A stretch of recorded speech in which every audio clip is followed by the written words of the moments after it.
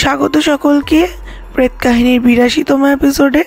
আজও একটি ঘটনা তোমাদেরকে সুন্দর করে শোনাবো বলে চলে এসেছি, এবং আজকের ঘটনাটা একটু অন্য ধরনের ঘটনা। প্রথমে আমি ঘটনার কিছু ইন্ট্রো দিচ্ছি না, কারণ ইন্ট্রো দিয়ে দিলে এটা একটা স্পয়লার হয়ে যেতে পারে। সেই কারণের জন্য পুরো ঘটনাটা শুনবে। আজকের ঘটনাটা হয়তো একটু বড়, কিন্তু অনেকটাই অন্য ধরনের ঘটনা, তাই বেশি কথা বাড়াচ্ছি না, চলে যাচ্ছি সরাসরি ঘটনাতে। আজকের যিনি ঘটনাটি আমাকে পাঠিয়েছেন তিনি তার নাম প্রকাশে অনিচ্ছুক, তাই জন্যে আমি তার নাম গোপনই রাখলাম। এবং এই ঘটনাটি যে জায়গাটিতেও ঘটেছে সেটাও উনি আমাকে বলেছে যেন আমি ওই জিনিসটা গোপন রাখি, তাই তার কথা মতনই আমি জিনিসটা গোপন রাখলাম। আর উনি এই কারণেই সেই জায়গাটির নাম বলতে চাইছেন না। যে জায়গাটির ঘটনা এটা, এই জায়গাটি খুবই লোকাল জায়গার ঘটনা এবং অনেকের পরিচিত জায়গার ঘটনা, তাই সেই জন্য তিনি আমাকে বলেছেন যেন আমি এই জিনিসটা একটু মেনটেন করে চলি। আর ঘটনাটা মূলটাই শুরু করছি।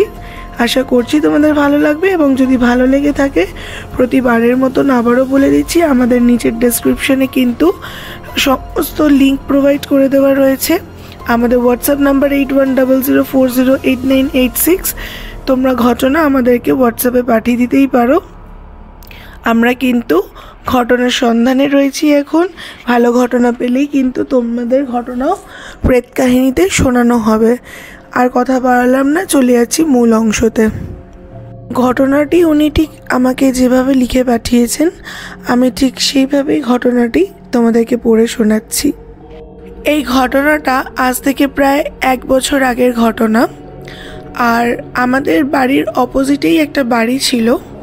সেই বাড়িতে তারা খুব ভালো ফ্যামিলি থাকতেন, 2 ছেলে, তার মা বাবা এবং তাদের শ্বশুর শাশুড়ি সবাই মিলেই একসঙ্গে থাকতো।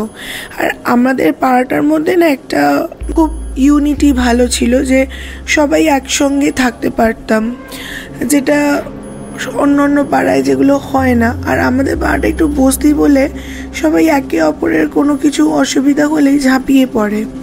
তো সেই রকমই একদিন আমাদের ওই পাশের বাড়িতে, আমাদের বাড়িটা পুকুরের এপারে, আর ওই আমাদের যে ক্লোজ একজন যারা ছিল ওই পাড়ায়, তাদের বাড়িটা পুকুরের ঠিক ওই পারে। আমাদের বাড়ি থেকে সরাসরি ওদের বাড়ি দেখা যায়।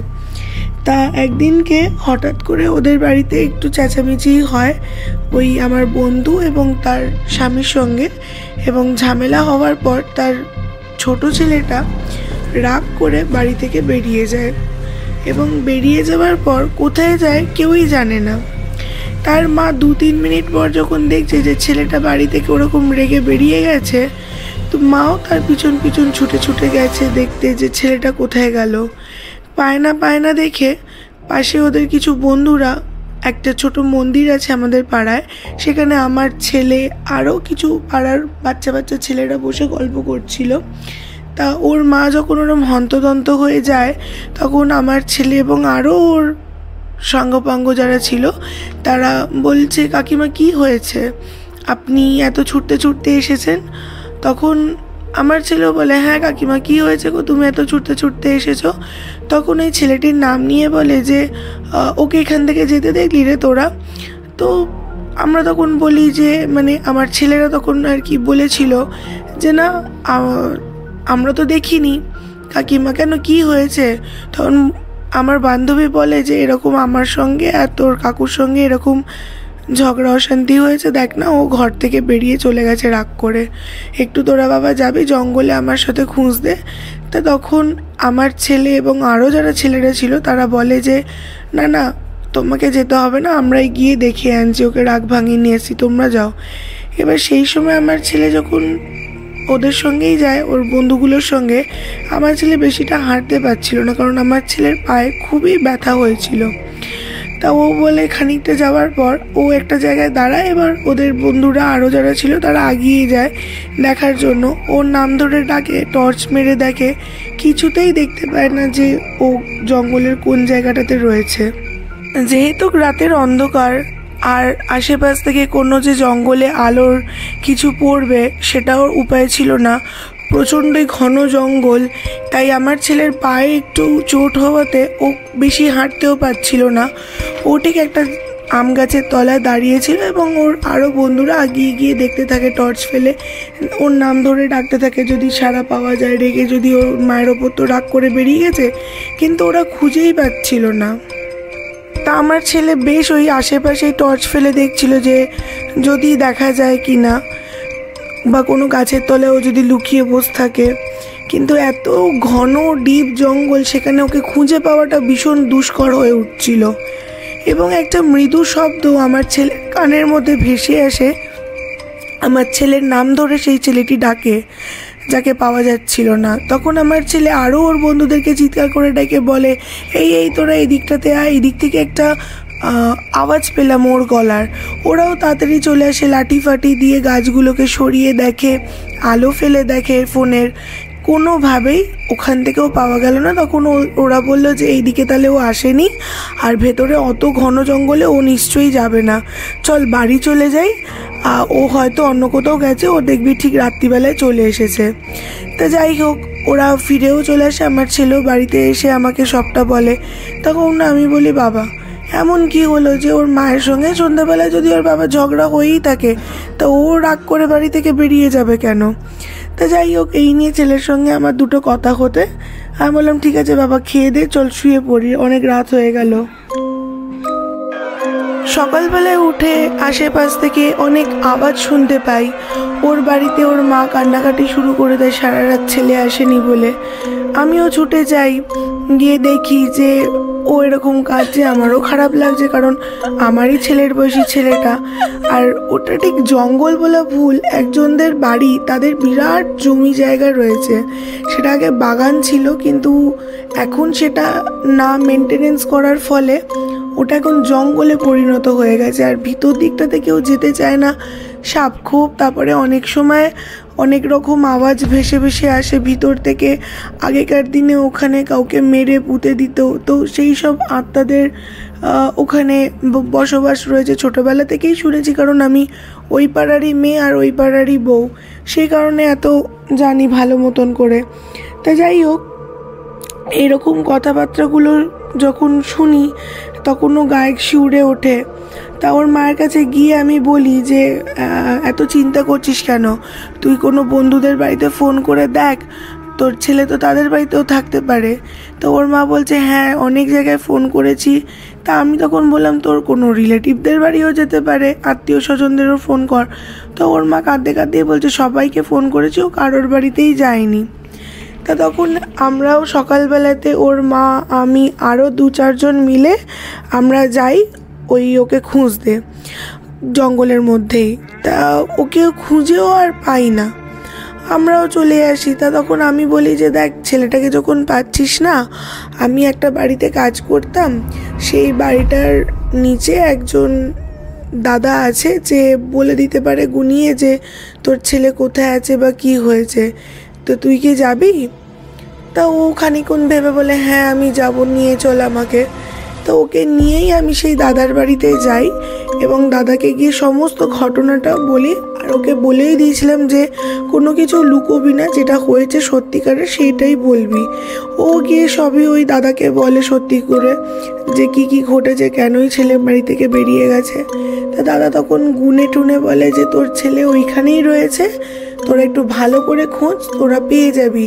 তবে তোর ছেলেকে ফিরে পাবি কিনা আমি বলতে পারছি না, তোর ছেলে ওখানেই রয়েছে। ও তো ওইটা শুনে আরও কান্নাকাটি শুরু করে দেয়, না দাদা তুমি বাঁচাও। তা সে তখন বলে যে তোরা যদি কালকেই আসতিস তাহলেও নাই হতো, কিন্তু তোরা আজ সকালবেলা এসছিস, আমার হাতের বাইরে চলে গেছে। তোরা যা, গিয়ে জঙ্গলের মধ্যে খোঁজ, ওকে ওখানেই পাবি। আমরা 2 দিনের মাথায় যখন গিয়ে খুঁজি, আবারও গিয়ে খুঁজি, পাই না।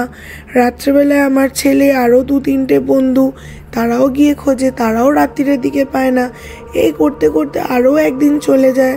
3 দিন 4 দিনের মাথায় যখন খুঁজে পাই না, বাধ্য হয়ে তখন আমি ওকে আরও এক জায়গার ঠিকানা দিলাম যে তুই একবার ওইখানে যা, ওইখানে গিয়ে ওই মসজিদে যা, সেখানে একজন রয়েছে পীর বাবা, তাকে গিয়ে তুই জিজ্ঞাসা কর, সে তোকে বলে দিতে পারবে। তা ও বললো আমি একা যাব না, আমাকে তোরাও চল আমার সঙ্গে, আমাকে নিয়েই চল তোরা, আমার ক্ষমতা নেই একা একা যাওয়ার। তা ওকে নিয়েই আমরা গেলাম ওখানে। এবার সেই পীর বাবার কাছে যখন গিয়ে বলি, সেও বলে যে ওই জঙ্গলেতেই রয়েছে, তোরা গিয়ে খোঁজ, ওখানেই পাবি। আমরা আবারও 4 দিনের মাথায় এসে আবার খুঁজি পাই না।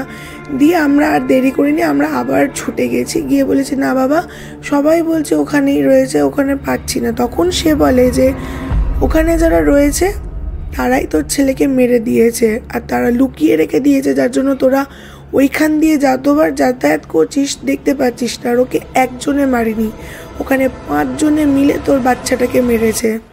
তা সে তো খুবই কান্নাকাটি করতে লাগে যে ওর ছেলেটা মারা গেছে, এরকম মেরে দিয়েছে। তা যাই হোক, তখন ওখান থেকে বলে পাঠায় যে কাল সকালবেলায় স্নান করে উঠে সূর্যদেবের দিকে 1 ঘটি জল ঢালবি, আর 1 ঘটি জল বট গাছের দিকে তোর ছেলের নাম করবি মনে মনে আর ঢালবি, তারপরেই দেখবি তোর ছেলেকে তুই পেয়ে গেছিস। তারপরে আমার ওই বান্ধবীটা তাই করে, বট গাছের দিকে তাকিয়ে একবার জল ঢালে আর একবার সূর্যদেবের দিকে তাকিয়ে জলটা ঢালে স্নান করে উঠে। তার কিছুক্ষণ পরেই একটা পচা গন্ধ বেরোনো শুরু করে। আর তার পাশেই আমার মেয়ে শ্বশুর বাড়ি। তা আমার জামাই বাইরেটাতে একটা চেয়ারে বসে ফোন দেখছিল।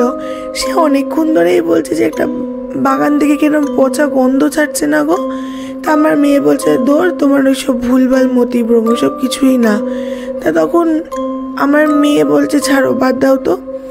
তার কিছুক্ষণ পর আমার জামাইয়েরও একটা বন্ধু জামাইকে গিয়ে বলছে চল বাগানের ওইদিকে ডোবাটা দিয়ে মাছ ধরবো, যাবি? তা তখন আমার জামাই বলছে মাছ ধরবি? তা চ। এবার যখন ডোবায় মাছ ধরতে গিয়ে যখন জাল নিতে আসছে, তখন দেখছে যে আমার ওই বান্ধবীর ছেলেটার মাথাটা মাটির মধ্যে ঢোকানো আর পা দুটো গাছের ওপরে টাঙানো, আর পাশে একটা দড়ি পড়ে রয়েছে। তা ও যদি গলায় দড়ি দেবে তা এইরকম ভাবে মরবে কি করে? গলায় দড়ি দিলে তো গলায় দড়ি দিয়ে ঝুলবে। আর এতবার আমরা এখান দিয়ে যাতায়াত করেছি, এখানে অনেকবার খুঁজেছি, এখানে আমার ছেলেও দাঁড়িয়েছিল, তাই এখান থেকে আওয়াজ পেয়েছে, কিন্তু আমার ছেলে দেখতে পাইনি। অতগুলো ছেলে খুঁজতে গেছে রাত্রিবেলায়, 4-5 দিন ধরে খুঁজে গেছে, তারপরে তো 5 দিনের মাথায় ওকে পাওয়া গেল।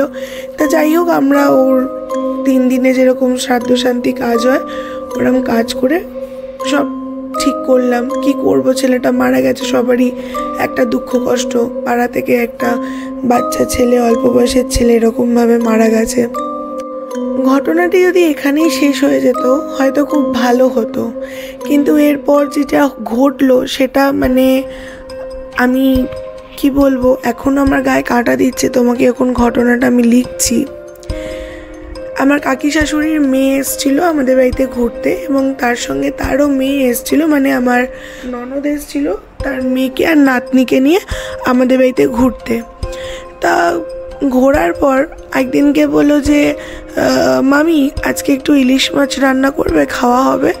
তা আমি বললাম হ্যাঁ ঠিক আছে, কাল সকালবেলা তোর মামাকে বলবো ইলিশ মাছ নিয়ে আসতে, রান্না করে খাওয়া হবে। তা আমার বরকে আমি সকালবেলা হতে বলি যে একটু ইলিশ মাছ নিয়ে আসো, তো ও এসছে খাবে বলেছে। আমার বড় ইলিশ মাছ কিনে এনে দিয়েছে। এবার ইলিশ মাছটা কিনে আনার পর ও মাছটা ধুয়ে জলটা ফেলতে গেছে, তখন প্রায় দুপুর 12টা 12:30 বাজে। ওই ভর দুপুরবেলায় ও কাউকে কিছু না বলে পুকুরেও জলটা যদি ফেলতো তাহলেও হতো, ও গিয়ে ফেলে এসেছে ওই বাগানের ওখানে। এবার ওখানে গিয়ে ফেলতে ও দেখছে একটা ছেলে গায়ে ভর্তি পোকা বিলবিল বিলবিল করছে, আর খুব বিচ্ছিরি মুখটা, আর বিকট একটা গন্ধ ছাড়ছে। ও ভীষণ জোরে চিৎকার করে বাটি ফাটি ফেলে ওখানেই অজ্ঞান হয়ে যায়। তা ওর আওয়াজ শুনে আশেপাশ থেকে, আমার মেয়ের শ্বশুরবাড়ি একদম পাশেই ছিল, আমরা সবাই ছুটে চলে আসি এবং ছুটে এসে বলি যে কি হলো রে, কি হলো রে? তখন এসে দেখছি যে অজ্ঞান হয়ে পড়ে রয়েছে। তা অজ্ঞান হয়ে পড়ে থাকার পর আমরা চোখে মুখে জল দিয়ে যখন ঘরেতে নিয়ে আসি, সেই সময়টাতে আমরা কেউ বুঝতে পারিনি যে ওর মধ্যে কিছু চেঞ্জেস এসছে বা কিছু। যত সন্ধে নামছে ওর মধ্যে একটা অদ্ভুত জিনিস দেখতে পাচ্ছি। ও খালি আমাদের পাশে যে চৌকাটের পর যে নিচেটাতে মাটির মেঝে করা, ও খালি নিজের মাথাটাকে মাটির মধ্যে চেপে পা দুটোকে উপরে তুলছে। আমরা তো দেখে ভীষণ ভয় পেয়ে গেছি, এরকম এরকম করছে কেন। আমি দৌড়ে গিয়ে বলছি, এই তুই এরম কেন করছিস রে? ও কোনো কথা বলছে না। দিয়ে তারপরে তো আমরা ওকে ঘরে নিয়ে আসি। ও ঠিক রাত্রি 12:30 1টার সময় আবার বাগানের দিকে ছুটে যেতে চায়। তখন আমরা ওকে দৌড়ে গিয়ে আটকে নিই। এবার কতক্ষণ ধরে একটা মানুষের পেছনে ওরকমভাবে তাক লাগিয়ে থাকবে। তা যাই হোক, পরের দিন যখন সকালবেলায় উঠি, ও খালি খালি বলছে, মামি আমি না কালকে এরকম একটা জিনিস দেখেছি। তা তখন আমরা বলছি ও কিছু না, কিন্তু আমরা তো জানতাম যে ওই ছেলেটাই ওরকমভাবে মারা গেছে, ওর গায়ে পোকা হয়ে গেছিলো। তা তখন ও আমাদেরকে বারবার বলছে, কিন্তু আমরা কেউই ওর কথা অত গুরুত্ব দিইনি। ঠিক দুপুরবেলায় যখন খেতে বসেছি, ওকে যখন খেতে দিয়েছি, খাওয়ার থালা তুলে দিল, সরিয়ে দিল, দিয়ে কীরকম যেন ওর মধ্যে একটা অন্যরকম ভাব প্রকাশ পাচ্ছিলাম। তারপরে হঠাৎ করে ওর গলার আওয়াজটা পাল্টাতে লাগলো। কখনো কখনো নাকের সুরে কথা বলছে, কখনো কখনো ভারী গলায় কথা বলছে। আমরা তো একে অপরের দিকে চোখ চাওয়াচাওয়ি করতে লেগে গেছিলাম যে এ বাবা, এ আবার কি করছে রে। তা তখন আর কি করব, আমার যা আমাকে বললো, এটা ঠিক ঠেকছে না, তুই এখনই ওকে নিয়ে চ, আমরা আগে নিয়ে যাই, ওকে গিয়ে দেখিয়ে আনি। তা আমরা যখন প্রথমবার পীর বাবার কাছে ওকে নিয়ে যাই, ও কোনোভাবেই কিছু বলতে চাইছিল না। হ্যাঁ, আমাকে ছেড়ে দে, আমি যাব, আমার কষ্ট হচ্ছে, আমাকে ছেড়ে দে, আমি বাঁচতে চাই, এরকম যখন করছে। তো তখন পীর বাবা বলে যে, তা তুই তোর বাড়ির লোককে না ধরে তুই একে ধরেছিস কেন? তা তুই যা, তোর বাড়ির লোককে গিয়ে ধর, ওকে ধরেছিস কেন? না, ও আমার গায়ে মাছের জল ফেলেছে। এবং ওর মধ্যে যদি একটা মানুষ থাকতো, মানে ওই যে ছেলেটা মারা গেছিলো সে থাকতো, তাহলেও হতো, কিন্তু না, ওর মধ্যে আরও 5 জনের আত্মা ভর করেছিল। এবং সেটার পর থেকে ও যখনই শরীরে যে আত্মাটা ঢুকতো, ও সেই আত্মাটার মতন গলার আওয়াজ ওর মুখ থেকে বেরোতো। তা তখন আমরা সেই সব কথাই পীর বাবাকে বলি। তো তখন পীর বাবা কিছু জল পোড়া দেয় এবং বলে যে এইগুলো কর। তা তার কিছুক্ষণের মধ্যে দেখছি ও নর্মাল হয়ে গেছে। নর্মাল হয়ে যাওয়ার পর বলছে, আমাকে এখানে কেন তোমরা নিয়ে এসেছো আমাকে? তা তখন পীর বাবা বলে যে ওকে ছেড়ে দিয়েছে, যা তোরা নিয়ে চলে যা, আর এই জলপোড়া মাদুলিটা বাড়িতে গিয়ে পরিয়ে দিবি, কিচ্ছু হবে না। ওকে যেই না নিয়ে টোটোর মধ্যে বসেছি আর ও চটিটা পড়েছে, খানিকটা যাওয়ার পর খুব হাসছে। তখন আমি আর আমার যা বুঝতেই পেরেছিলাম যে ওকে ছাড়েনি, ও ওই জন্যই আবার এরম করছে। ও বলছে, তোরা কি ভেবেছিস আমি ওকে ছেড়ে চলে গেছি? একদমই না, আমি তো টোটোর মধ্যে বসেছিলাম, আমি তো অপেক্ষা করছিলাম তোরা ওকে নিয়ে আবার কখন বেরোবি। তা আমি তখন বললাম যে ঠিক আছে, তা তুই তোর বাড়ির লোকে ধর, ওকে ধরেছিস কেন? না, ও আমার গায়ে মাছের জল কেন ফেলেছে? তা তখন আমি বললাম যে ঠিক আছে, মাছের জল ফেলেছে, ও কি তোকে দেখতে পেয়েছে? না, আমি তোকে দেখা দিয়েছিলাম। তা কখন দেখা দিয়েছিলিস? মাছের জলটা ফেলার পর, তার আগে তোকে দেখা দিসনি, তাহলে ও ফেলতো না তো চলে আসতো। না, আমি ছাড়বো না, আমি ছাড়বো না, আমার একা থাকতে ভালো লাগছে না। তা যাই হোক, এরম বলতে বলতে যখন ওর সঙ্গে আমি একটু বেশি তেজ দেখিয়ে কথাগুলো বলেছি, তখন আমাকে বলছে তোকে গাড়ি থেকে ফেলে দেবো, জানিস, ঠেলে। তা তখন আমি বলেছি ঠিক আছে তুই ফেল, তোকেও আমি ঠেলে ফেলে দেবো গাড়ি থেকে। তা তখন বলছে না, আমার খুব কষ্ট হচ্ছে, আমাকে সাহায্য করো, আমি পারছি না। তা ওকে নিয়ে আসার পর ওই দিন রাত্রিটা কোনো রকমের ধরে বেঁধে ওকে কাটাই। পরের দিন সকালবেলা আরও এক জায়গায়, দূর জায়গায় একটা খোঁজ পাই। সেখানে যখন ওকে নিয়ে যাই, একটি জলের মধ্যে দেখা যাচ্ছে ওর পাশে 5টা আরও আত্মা বসে রয়েছে ঘিরে, তার মধ্যে 4টে ছেলে আর একটা মেয়ে। এবং আমরা বুঝতে পারছি তারা আমাদের আশেপাশেই বসে রয়েছে, কারণ যতক্ষণ বাবা কিছু করছিল না ততক্ষণ ঘরের আবহাওয়াটা বেশ ঠান্ডাই ছিল, কিন্তু ওরা যখনই আশেপাশে এসে ছিটকে বসেছে তখন থেকেই ঘরের আবহাওয়াটা যেন হঠাৎ করে গরম হতে লাগলো। বাবা অনেক যজ্ঞ তন্ত্র করার পর বলেছিল যে 6-7 হাজার টাকা খরচা আছে ওর শরীর থেকে এই এতগুলো আত্মাকে বার করতে গেলে, তা সেই জিনিসগুলো তোদেরকে কিনে আনতে হবে। তখন আমরা বলেছিলাম যে বাবা আমরা তো এগুলো কিছুই বুঝবো না, আপনি বরং কিনে আনবেন, আমরা মূল্য ধরে আপনাকে পয়সাটা দিয়ে দেবো। তাই করেছিল উনি। ওই করার পরেই আমরা সব কাজ মেটানোর পর মেয়েটিকে ওখান থেকে ছাড়িয়ে আনি, এবং সেখান থেকে আসার পর মেয়েটি সুস্থ হয়ে তার শ্বশুরবাড়িও চলে যায়। বাচ্চাটাও এখন ঠিক আছে। কিন্তু তার কিছুদিন পর ওই যে জায়গাটিতে ওই ছেলেটি মারা গিয়েছিল ঠিক তার পাশেই তো বলেছিলাম আমার মেয়ের ঘর ছিল, শ্বশুরবাড়ি। আমার ছেলের ঘরের নাতনিটা আর মেয়ের ঘরের নাতিটা ওখানে খেলাধুলো করছিল। হঠাৎ করে একটা বিচ্ছিরি পচা গন্ধ ভেসে আসে এবং ওদের মধ্যে ঘুরে সেটা বেরিয়ে যায়। তারপর থেকে ওরা যখনই আশেপাশে তাকাতো খালি কাঁদতো। কিছুতেই বুঝতে পারতাম না যে ওরা জঙ্গলের দিকে তাকিয়ে ওরকম কাঁদে কেন। তা যাই হোক, ওরকম করতো। সেই জন্য আমরা আবারও চেষ্টা করলাম যে ঠিক আছে আরও একবার যাওয়া যাক ওই বাবার কাছে, এবং সেখানে গিয়ে সবটা খুলে বলি যে এরকম আবারও হচ্ছে। তা সেই বাবা বলল হ্যাঁ, ওরা 5 জনই ওইখান দিয়ে ঘুরে গেছিলো। 2টো বাচ্চা তো একদম ছোট ওখানে খেলছিল, আর নিশ্চয়ই ওদেরকে কিছু আঁশ জাতীয় জিনিস খেতে দিয়েছিলিস, ওই গন্ধেতে ওরা এসেছিল। তো যাই হোক, আমি তাবিজগুলো দিচ্ছি, বাচ্চাদেরকে পরিয়ে রাখ, ওরা আর কোনো ভয় পাবে না। তো তারপরে ওইটাও পরিয়ে রেখে দিয়েছিলাম। তারপরে ওরা আর কোনো ভয়ও পায়নি, এবং এখন আর জঙ্গলের দিকে তাকালে বা কিছু করলে ওরা কাঁদেও না, কিছু না। তারপর থেকে এখন আমাদের পাড়ায় সব কিছুই ঠিকঠাক, এবং ওই ছেলেটি মারা গেছে এবছরে 1 বছর পূর্ণ হলো। তার বচুরকির কাজ আমরা সবই ঠিকঠাক করেছি। যাই হোক, এটাই ছিল আমার ঘটনা। আশা করছি তোমাদের ভালো লাগবে, এবং যদি ভালো লেগে থাকে এরম আরও অনেক ঘটনা রয়েছে আমাদের পাড়ার, আমি তোমাকে পাঠাবো। ধন্যবাদ, থ্যাংক ইউ সো মাচ। এত সুন্দর ঘটনা আপনি আমাদেরকে পাঠিয়েছেন।